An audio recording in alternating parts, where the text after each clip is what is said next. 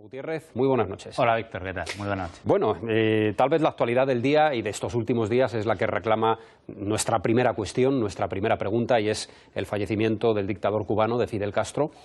Al hilo de algo que hoy ha comunicado a los ciudadanos a través de los medios de comunicación, precisamente Ciudadanos, y es una queja, no sé si censura o como llamarlo, usted nos saca de dudas, sobre el viaje que el rey emérito, don Juan Carlos I, va a realizar para asistir a los actos fúnebres, a los actos de homenaje a Fidel Castro. ¿Cuál es la posición de Ciudadanos en todo esto? Bueno, como yo creo que todo el mundo sabe, al final el rey emérito o el rey o Felipe VI, el rey Felipe VI, no es que viajen en estos actos siempre a voluntad propia, sino que es el gobierno al final quien les solicita que encabecen la representación de España en estos actos, ¿no? A nosotros nos parece que a una persona como Fidel Castro, pues que nuestro rey emérito o que España esté representado en este caso, en estas ceremonias, por nuestro rey emérito, pues no deja de ser un pequeño contrasentido, puesto que a final de cuentas estamos hablando de una persona que, queramos o no, fue un dictador y no creemos que deba tener esa representación. Creemos que debe tener una representación menor y en ese sentido valoramos que vaya el secretario de Estado, que es lo que nos parecería más adecuado, y creemos que es suficiente en estos momentos, ¿no? No es una crítica, simplemente nos parece que lo que le hemos hecho realmente es pedirle explicaciones a través de una pregunta al gobierno, que es lo que hemos tramitado en el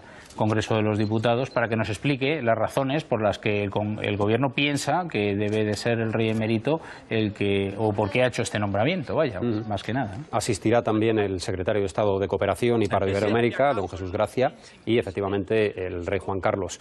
¿Ustedes creen que se ha sido tibio en el análisis en general, digo en general, en el análisis sobre estos casi 60 años o 60 años de dictadura cubana? ¿Cree que los medios de comunicación, la política en general, Europa en general, ha sido tibia a la hora de valorar lo que ha ocurrido? Pues mire usted, yo la verdad es que no puedo decirle si la gente ha sido tibia o si los medios de comunicación han sido tibios. Creo que en los medios de comunicación hemos visto de todo.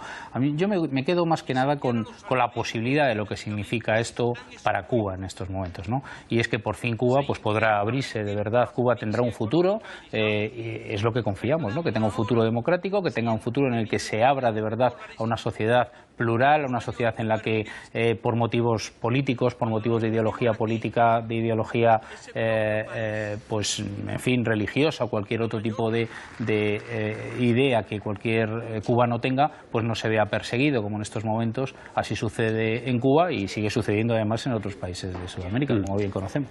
Bueno, venimos a la política nacional. Quería antes de nada preguntarle por unas declaraciones que han tenido su polémica realizadas por Inés Arrimadas, líder de Ciudadanos en Cataluña, en las que vino a, seguramente no apoyar, no lo sé tampoco, pero vino a decir que ella votaría en un referéndum siempre que hubiera un acuerdo y el referéndum en Cataluña tuviera una consideración legal. Suponemos que con el cambio legislativo que fuera oportuno. ¿Han sentado mal estas palabras en Ciudadanos? No, yo creo que no. Lo que pasa es que hay veces que no se entiende, quizás haya gente que no lo haya entendido bien, ¿no? Y las palabras de Inés yo creo que han sido muy claras y además quizás, no sé, hay gente que por desconocimiento pues a lo mejor hay que explicarle un poco más, ¿no? A ver, yo creo que no hay nadie que pueda poner en duda cuál es el posicionamiento de Ciudadanos respecto de los referéndum de autodeterminación, porque no es que los defendamos ahora, es que ese ha sido nuestro origen como partido y por tanto yo creo que nadie, en fin, en ninguna parte del espectro político, si alguien pensara en Ciudadanos, yo creo que la posición sobre los referéndum de autodeterminación los tiene claros, no hace falta explicarlos, ¿no? No obstante, pues lo seguimos explicando. Nosotros jamás vamos a admitir o a tolerar ningún referéndum que lo que intente es dividir España, que se vote en un solo sitio, como en este caso siempre han pretendido, en el caso de Cataluña, tanto Convergencia como Esquerra o las CUP, y nosotros estaremos siempre en contra de todo eso. Yo creo que Inés lo que dijo realmente es que en el caso de un referéndum que fuera legal, y un referéndum legal significa un referéndum en el que todos los españoles tengamos que votar, todos los españoles tengamos que decidir, porque señores, la cuestión territorial de España la decidimos entre todos los españoles, que somos los que hemos votado la Constitución, y la Constitución está bien clara, somos todos los españoles que tendremos que cambiarla. Para eso estamos trabajando en el Congreso, y además ustedes lo saben, en nuestro programa electoral lo llevábamos, queremos hacer una reforma de la Constitución. está también en los acuerdos que se firmaron con el Partido Popular, en esos 150 exigencias que firmamos con el Partido Popular para apoyar la investidura del señor Mariano Rajoy. Uno de esos puntos tiene que ver con la reforma constitucional. Y en esa reforma constitucional hablaremos dentro de la reforma constitucional, no Ciudadanos, el Partido Popular y todos los partidos del arco parlamentario, hablaremos sobre el modelo de país. Y ahí es donde tendrá que retratarse cada uno y explicar qué modelo de país quiere cada uno de los partidos. Nosotros lo tenemos claro, queremos un país en el que todos los ciudadanos seamos iguales, en el que todos podamos decidir qué es lo que queremos y lo que somos. Ya que menciona el acuerdo con el Partido Popular, por el cual se quedó más cerca la investidura de Mariano Rajoy, con algún otro apoyo posterior, vía abstención. Pero ya que lo menciona... Bueno, algún otro apoyo importante. Apoyo importante, claro, del Partido Socialista. No es menor. No es menor, desde luego. Pero le iba a preguntar por ese acuerdo y, de alguna forma, la situación que se ha vivido la semana pasada, en la que el portavoz parlamentario del Partido Popular, bueno, pues hizo un cuestionamiento, en cierta medida, de alguno de los puntos, en concreto, de la parte del pacto anticorrupción, ¿no? Con el fallecimiento de Rita Barberá, sí, y la exigencia de que abandone cualquier tipo de cargo público, cualquier dirigente, por el mero hecho de ser imputado. ¿Esto significa que el pacto se ha tambaleado o no hay que llegar a tanto? No, nosotros el pacto... un pacto cuando se firma y además se cumple por una de las partes, porque hasta ahora en este pacto solo hay una de las partes que ha cumplido, que es Ciudadanos, votando que sí a la investidura del señor Mariano Rajoy. El resto son las modificaciones legales que tiene que hacer el Partido Popular vía iniciativas legislativas para cumplir el resto de los puntos del pacto. Y entonces iremos viendo cómo avanza este pacto. Por tanto, nosotros hemos cumplido esta parte del pacto, estamos absolutamente convencidos de que el Partido Popular va a cumplir su parte del pacto, pero va a cumplir en la totalidad de los 150 puntos que están ahí, no uno sí, tres no, el que me gusta, porque me viene bien y el otro porque me viene mal, no. La totalidad de los 150 puntos. Estamos absolutamente convencidos porque entendemos y creemos que el Partido Popular es un partido serio, es un partido responsable, es un partido con sentido de Estado, sus dirigentes exactamente igual, y por tanto no nos cabe en la cabeza que puedan incumplir cualquiera de los puntos que esté ahí. Y uno de ellos, como usted bien conoce, pues tiene que ver con precisamente apartar a cualquiera de ambos partidos, estamos hablando, lógicamente Partido Popular y Ciudadanos, a cualquier persona que en un momento determinado fuera imputada formalmente en un proceso. En ese momento, pues esa persona hay que apartarla. Y esto está en vigor y no lo vamos a cambiar. Ni tampoco le voy a decir el Partido Popular se ha dirigido a nosotros de forma oficial para pedir que esto no lo quieren cumplir o para indicarnos que no lo quieren cumplir. El caso Rita Barberá o a situaciones similares en la que la imputada abandonó su militancia, no su cargo público, porque continuó con su escaño en el Senado, pero situaciones como esta no moverían un poco a que Ciudadanos cambiara esa posición, por el hecho de que posiblemente, y hay muchos rumores al respecto, fuera sobreseído su caso en el Supremo, pero es que mire usted, o que haya podido condicionar su estado de salud. Sí, pero es que miren ustedes, el hecho de que nosotros digamos o hayamos acordado con el Partido Popular y con el Partido Socialista en la legislatura anterior exactamente lo mismo, este pacto de regeneración democrática, esto es lo que estamos trasladando a estos pactos es un clamor popular, es un clamor de los ciudadanos, de la sociedad, que nos dicen, oiga usted, en la sociedad, con los casos de corrupción que ha habido en la sociedad española, tenemos que poner, si me apura, una especie de parche de forma inmediata, mientras no se legisla, que yo creo que tenemos de legislar todos los partidos en ese sentido, y en ese sentido hemos abierto queremos abrir una subcomisión dentro del Parlamento precisamente para estudiar toda la regeneración. Hay una comisión nueva que se ha creado en el Parlamento esta legislatura que tiene que ver con la regeneración democrática. Y ahí es donde se va a estudiar, todos los partidos vamos a estudiar cuáles son las medidas legislativas que tenemos que acordar para regenerar la vida política y la vida pública española. Mientras tanto, lo que tenemos que poner es, de forma inmediata, ante la alarma social que está creando la corrupción que existe en España, tenemos que poner un parche. Y ese parche, para Ciudadanos, es que todos los cargos públicos que estén imputados deben de abandonar su cargo. Y esto es lo que hemos hecho. Lo hicimos con el Partido Socialista, lo hicimos con el Partido Popular. Por cierto, lo hicimos con Chávez y Griñán, que muy poca gente nos dice, bueno, es que con Chávez y Griñán lo hicimos con el Partido Socialista en Vigo, cuando el Partido Socialista pretendía que para alcalde de Vigo encabezara la lista una persona que estaba imputada. Y el Partido Socialista lo retiró. Entonces, Esto no ha obligado solamente al Partido Popular, nos ha obligado a todos. Yo creo que todos nos sentimos obligados porque al final lo que estamos poniendo en negro sobre blanco en esos acuerdos es lo que la sociedad nos está demandando. En aquellos sitios donde Ciudadanos no es definitivo, no resulta definitivo para la gobernabilidad, estas cosas no se están haciendo en aquellos gobiernos municipales, en aquellos gobiernos autonómicos, donde Ciudadanos no resulta realmente definitivo para la gobernabilidad, estas cosas no se hacen, pero en aquellos donde sí resultamos definitorios, ahí está Madrid, Andalucía, en este caso el Parlamento español. Una última pregunta por mi parte y cedo la palabra ya a mis colegas. Huele a acuerdo en el Congreso de los Diputados y huele a acuerdo en la acción de la legislatura, en sus primeros balbuceos, ¿no? Lo digo porque precisamente hoy el Partido Socialista ha anunciado que muy posiblemente pueda apoyar el techo de gasto, que es la piedra roseta de los presupuestos generales del Estado, y a partir de ahí se ha producido esta tarde un acuerdo importante entre las comunidades autónomas y el Ministerio de Educación. Y la semana pasada hemos visto un acuerdo en educación también el viernes muy importante entre Ciudadanos, Partido Socialista, Partido Popular, para crear una subcomisión que estudie una nueva ley que derogue o que sustituya, o la palabra que queramos utilizar, la LOMCE, ¿no? ¿Le parece a usted que es una buena lectura esa de que el acuerdo es fundamental para estos años venideros? Nosotros lo hemos dicho, en fin, desde diciembre hasta que al final ha salido un gobierno. Creemos que nos encontramos ante el momento más singular y definitivo desde los inicios de la democracia, ¿no? Porque es de verdad el acuerdo y el consenso lo que va a marcar esta legislatura. Y ese acuerdo y ese consenso solo va a traer beneficios para los ciudadanos, no para los partidos políticos, no para las personas que estamos metidas en la política, para los ciudadanos.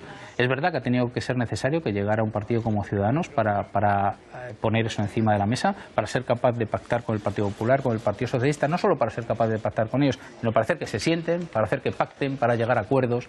Y efectivamente, como usted bien dice, Víctor, pues la semana pasada o estos días lo vimos con ese Pacto Nacional por la Educación que hemos conseguido firmar. Fíjese usted, nunca en 40 años el Partido Popular y el Partido Socialista se han puesto de acuerdo en un pacto por la educación. Nunca en 40 años. Ha tenido que llegar Ciudadanos para que el Partido Popular y el Partido Socialista hayan sido capaces de sentarse en la misma mesa que nosotros y firmar un acuerdo para empezar a trabajar en un pacto por la educación para la siguiente generación de españoles y no para una legislatura de un partido político.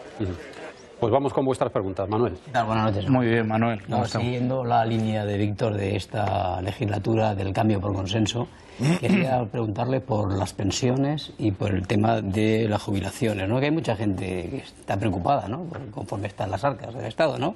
Pero hace poco la ministra Fátima Báñez habló de, no sé si era un globo sonda, o ahora usted me dirá si eso va en serio, ¿no? O si lo han hablado con ellos. Habló de que el cómputo de la vida laboral fuera total y en la segunda apreciación importante que afecta a muchos españoles, que después de la jubilación pudieran trabajar. Eso en los pactos que ustedes firmaron con el Partido Popular no está recogido, ¿no? Se coge generalmente con generalidades, exactamente, pero no está reflejado ahí. Ustedes, que tienen una buena relación con la ministra, y a mí me consta, ¿eso lo han hablado ya? ¿Es un globo sonda o se va a llevar a la realidad? Porque eso afecta a muchos españoles. Sí, afecta a muchos. Bueno, hemos hablado con ella. Como bien dices, Manuel, efectivamente en los acuerdos no hay nada no hay nada tan preciso, digamos, como esto. Sí que hay una generalidad de un acuerdo que tenemos que poner de acuerdo, sobre todo el tema de pensiones. Lo que pasa es que nosotros queremos que este acuerdo sea lo más amplio posible y en esa línea la ministra pues abrió el Pacto de Toledo. Hoy ha habido las primeras comparecencias en el Congreso de los Diputados del Pacto de Toledo. Hoy han estado, pues creo que hoy iba el señor Fernández Toso, precisamente. Es decir, que todo lo que se haga se va a hacer por un consenso entre todos los partidos, sobre todo por lo menos los tres grandes partidos o los tres grandes partidos constitucionalistas, por así decirlo, ¿no? Y yo creo que eso es lo que va a ser bueno para todos, porque precisamente el tema de las pensiones es un tema de todos, no es un tema que se pueda sobre pensiones no podemos legislar. El Pacto de Toledo precisamente logró ser lo que es porque todos los partidos se implicaron en dar una solución a nuestros pensionistas, a nuestros jubilados, en garantizar esas pensiones. Ese es el sitio en el que estamos en estos momentos y esa es la línea de trabajo que nosotros vamos a llevar. Yo creo que esas dos medidas que tú has mencionado sí se han comentado con ella, van a estar incluidos dentro de ese acuerdo global, general, que evidentemente pues será matizado por otros partidos también, lógicamente, porque al final de eso se trata, de eso va el consenso, de eso significa ser capaz de llegar a acuerdos, ¿no? Que esa legislación pues al final sea de todos. No, y hay otro aspecto muy importante que además afecta a ese fondo que se acaba en diciembre del año que viene, creo que ya se agota, ¿no? Y al final van a llegar también al acuerdo de acudir a impuestos ajenos a las contribuciones de los trabajadores, porque se va a necesitar ese dinero que no llega, porque se ingresa menos de lo que se gasta, ¿no?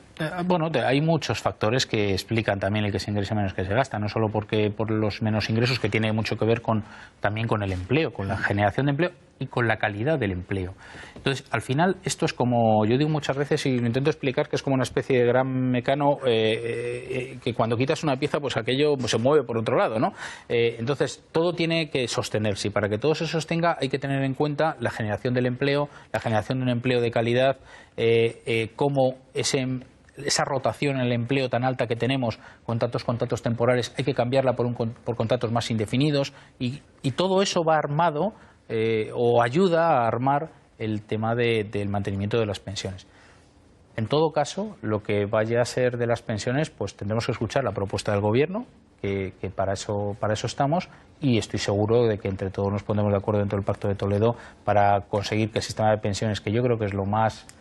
En fin, si hay algo paradigmático que responda al modelo español, yo creo que es la sanidad y las pensiones, ¿no? Esto es algo que fuera de España todo el mundo también entiende. Si España es reconocida desde un punto de vista social, es precisamente por esto. Somos, yo creo, un ejemplo a seguir por muchísimos países. Yo creo que tenemos que seguir siéndolo, no hay ninguna razón para la que no tengamos que seguir siendo. Chema, tu turno. ¿Qué tal?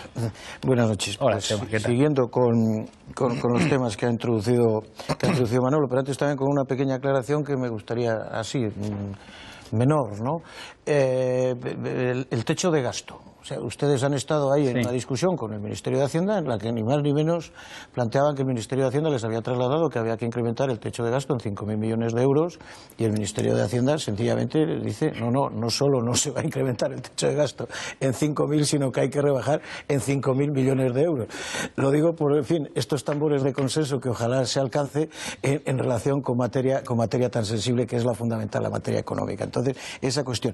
Y por otra parte, usted al final hablamos del empleo, y hablamos del empleo de calidad, directamente relacionado con la cuestión de las pensiones que planteaba Manolo. Los agentes sociales ya han iniciado rondas de consultas, ya estuvieron con el presidente del Gobierno y no parece que aquello fuera del todo bien.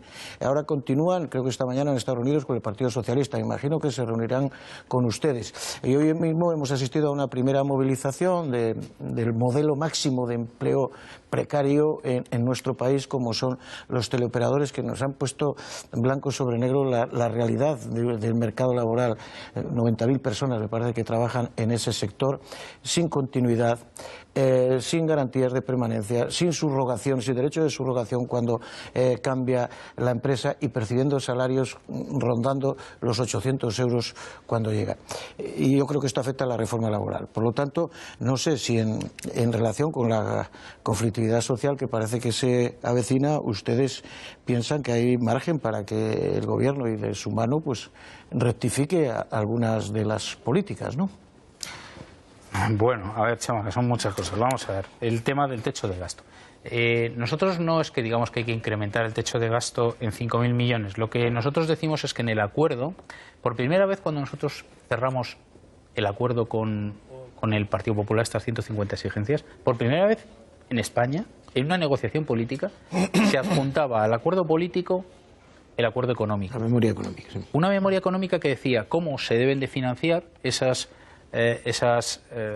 gasto social, que nosotros estimamos que es absolutamente necesario que esté en los presupuestos y, por tanto, en las políticas y en esas 150 exigencias, y cómo gestionar también no solo la parte del gasto, sino también la parte de las inversiones, ¿no? Entonces, acompañamos esa memoria económica, y esa memoria económica sumaba 5.000 millones de euros para gasto social. Y nosotros lo que le hemos dicho al Gobierno es: Gobierno, en su techo de gasto tiene que haber estos 5.000 millones para gastos sociales.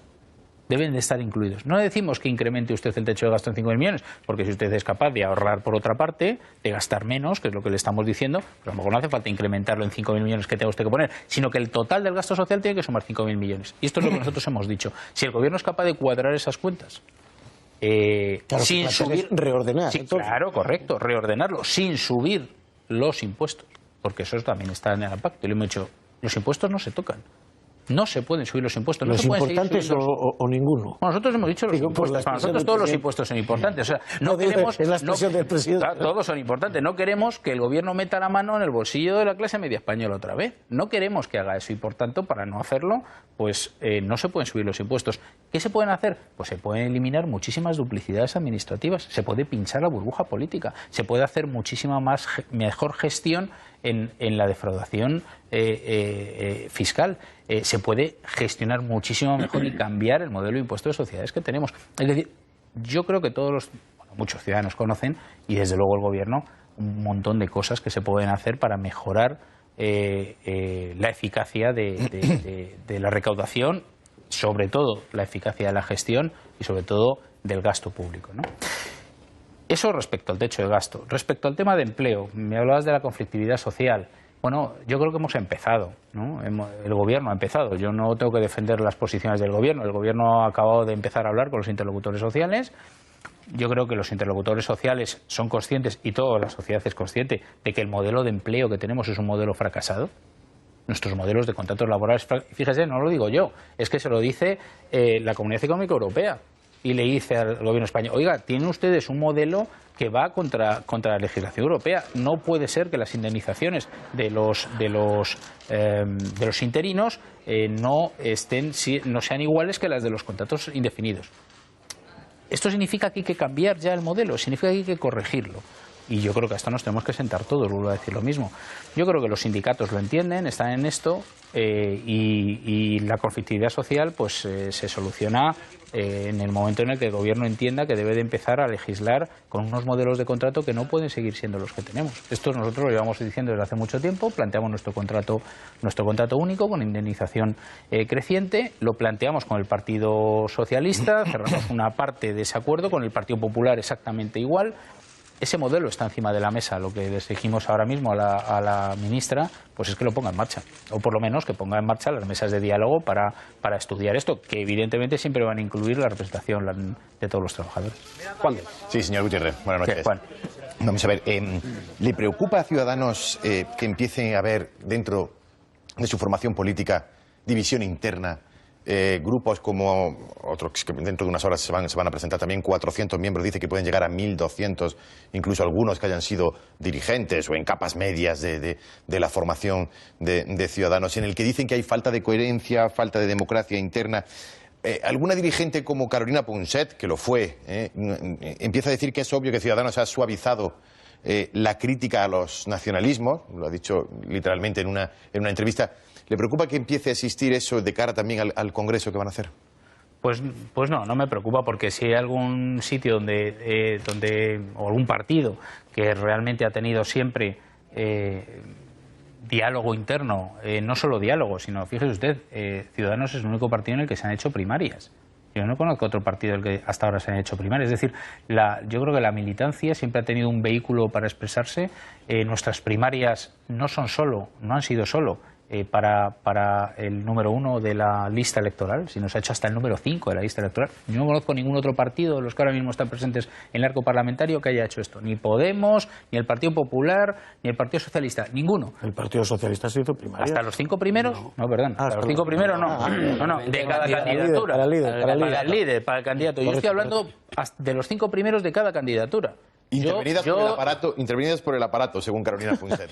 Bueno, la señora Carolina Punset se presentó a unas elecciones como diputada europea y fueron también abiertas y se votaron todos, claro, y se votó todas las candidaturas, entre otras la de la señora Carolina Punset. O sea, yo creo que no hay espacio para decir que eso no existe en Ciudadanos. Ahora, ¿que Ciudadanos es un partido que se puede mejorar? Por supuesto, como todo en la vida. ¿Que para mejorar es bueno que se oigan voces internas también, que conozcan y que expliquen y que digan, oye, ¿qué queremos cambiar? Pues por supuesto, para eso está el Congreso del Partido. Yo creo que en el Congreso del Partido, que va a ser el primer fin de semana de febrero del año que viene, celebraremos nuestro 4º Congreso. Y es un Congreso que será un Congreso diferente, y yo creo que eso también hay que entenderlo. Ciudadanos, todos sus estatutos, todo su orden interno estaba diseñado para un partido que tenía un alcance, pues el que tenía, que era un alcance regional de cuando el partido nació. Hoy somos otra cosa, afortunadamente, somos un partido con más de 1.500 cargos públicos. Cogobiernan en algunos lugares. Que en algunos sitios están, bueno, no cogobernando, pero sí que hemos dado soporte para gobernar, como por ejemplo Andalucía, como por ejemplo Madrid, como Murcia, como La Rioja, como en este caso incluso el Gobierno Nacional, que tiene presencia en toda España, y lógicamente pues necesita actualizarse, necesita reformar sus propios estatutos. Eso es lo que se va a hacer. Yo creo que la manera democrática, la manera sana de hacerlo es precisamente dentro de un Congreso. Paco. Sí, señor Gutiérrez, muy buenas noches. Hola, han salido aquí unas cuantas asuntos, pero yo me gustaría hacerle preguntas muy concretas sobre ellas. Ha salido el tema de las pensiones y yo le preguntaría, ¿Ciudadanos, en relación con las pensiones no contributivas, considera que deben ser pagadas a cuenta de los presupuestos? Eso por un lado. En segundo lugar, ha hablado de otro modelo productivo. ¿Ustedes están a favor de derogación de la reforma laboral?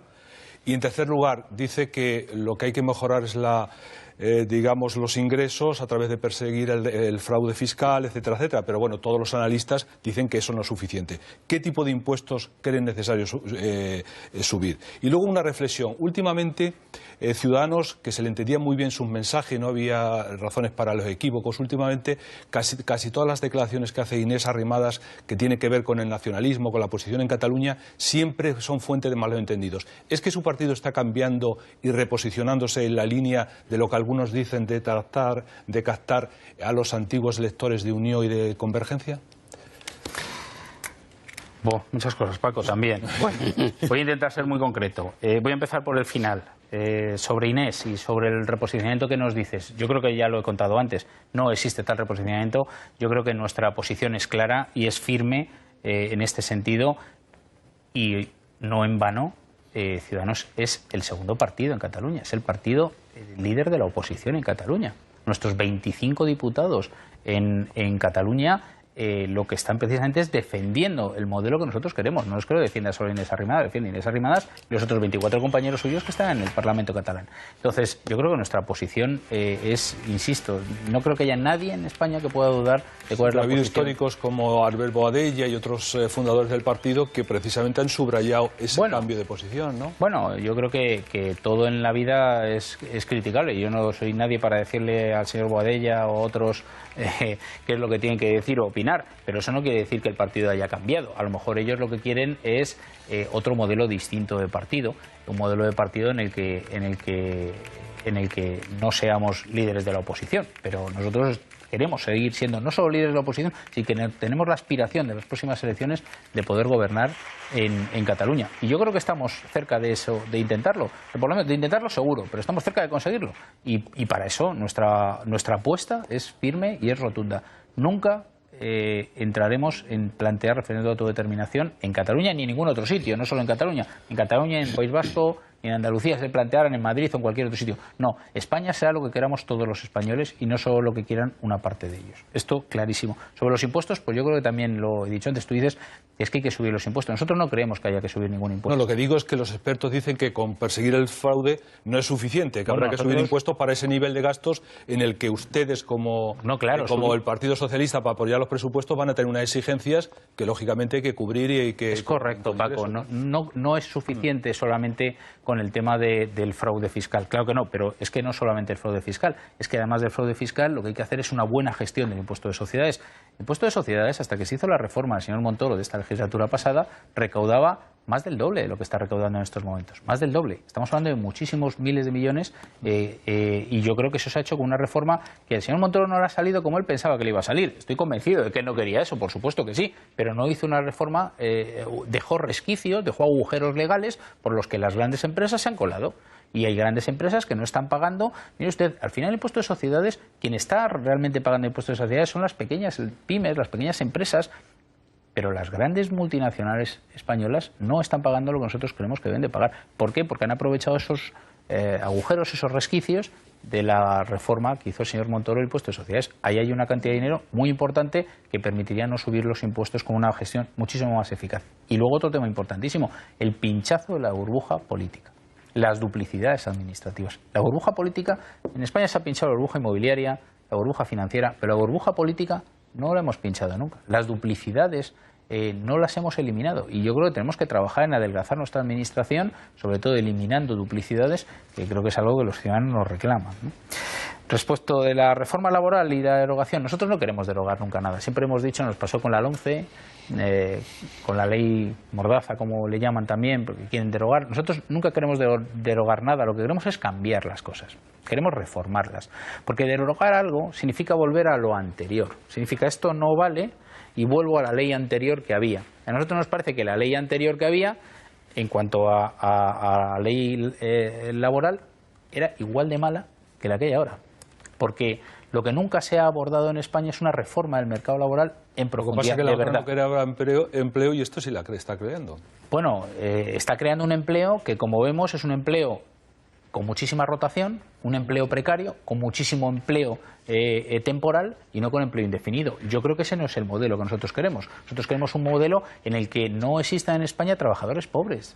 Tenemos 2 millones de trabajadores que no llegan a final de mes en España. 2 millones. Yo creo que esto es un tema que tenemos que resolver. Y la manera de resolverlo no es precisamente derogar esta ley para volver a la anterior, que era exactamente igual de mala, sino es cambiarlo todo, entender que tenemos que ir a un nuevo modelo laboral. Y esa es la medida en la que nosotros estamos. Bueno, pues ahí lo tenemos que dejar. Don Miguel, gracias por acompañarnos esta noche, por aclarar todas estas cuestiones y hasta una próxima ocasión. Ha sido un placer. Muchísimas gracias a todos vosotros. Muy buenas noches.